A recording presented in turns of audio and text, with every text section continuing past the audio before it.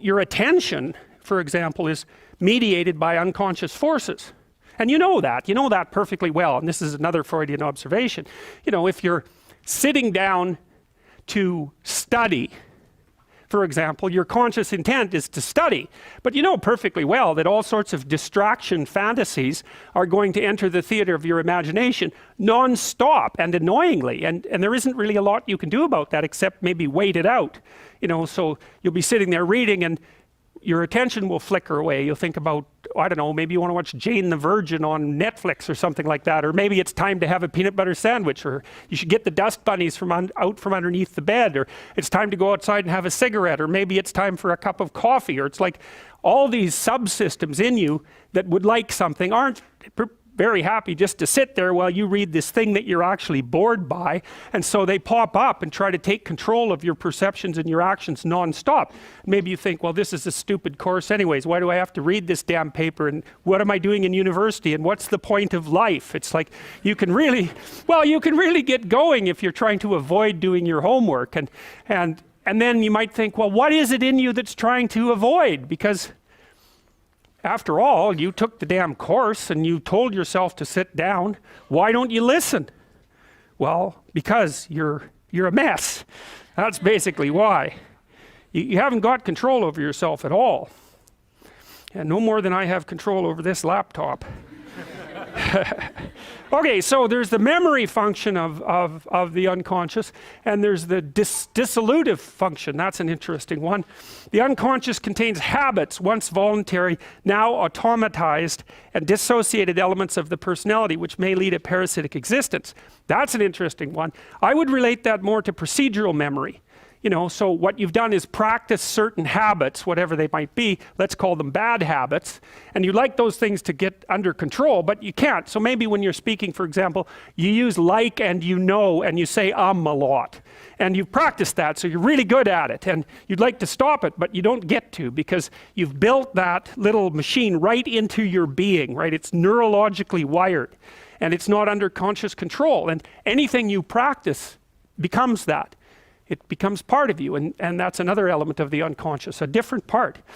And then there's a creative part, which is that, well, you know, you're sitting around and maybe you're trying to write something, or maybe you want to produce a piece of art or a piece of music, or maybe you're just laying in bed dreaming and you have all these weird ideas, and especially in dreams, it's like, where do those things come from? And even more strange, one of the things that's really weird about dreams, and almost impossibly weird, is that you're an observer in the dream. It's like a dream is something that happens to you.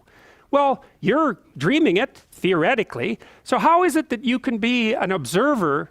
It's almost like you're watching a video game or a movie, but you're producing it, at least in principle, although the psychoanalysts would say, well, no, not exactly. Your ego isn't producing it, your unconscious is producing it. It's a different thing. It's a different thing, and of course Jung would say, well, it's deeper than that. The collective unconscious might be producing it. It's in some sense, it isn't you exactly, or it isn't the you that you think of when you think of you. And that's the ego from the Freudian perspective, the you that you identify with, that's the ego. And outside of that is the unconscious. The id, that's more the place of impulses, and you could think about those as the biological subsystems that can derail your thinking, right? And that govern things like hunger and sex and aggression and your basic instincts is another way of putting it. And it's a reasonable way of thinking about it, because these are subsystems that you share with animals. You share them certainly with mammals, you share most of them with reptiles, you share a lot of them with amphibians, and even going all the way down to crustaceans, there's commonality, for example, in the dominance hierarchy circuits. And so these are very, very old things, and the idea that you're in control of them is, well, you're not exactly in control of them.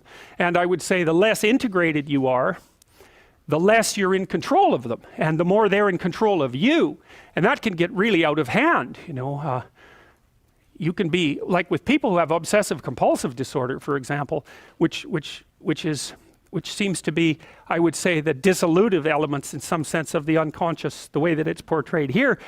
Poor people with obsessive compulsive disorder, they can spend half their time doing things that they can't really control, and they have very strong impulses to do them, and it's very hard on them to block them, you know. They'll almost panic if those things are blocked. And then you have people with Tourette's syndrome, you know, that they'll be doing all sorts of weird dances and spouting off obscenities, and and imitating people without being able to control it, and sometimes a little bit of antipsychotic medication can dampen that down, but it's as if there are these autonomous semi-spirits inside of them that grip control over their behavior and make them do things. And you know, you find that to some degree in your own life, because maybe you've become very attracted to someone, even maybe you don't want to be attracted to the person, and then you find yourself, you know, texting them when you know perfectly well that you should be going to bed, and you know, you're in a grip of something, and you can't control it, and that's all part of the unconscious and all part of what Freud was studying.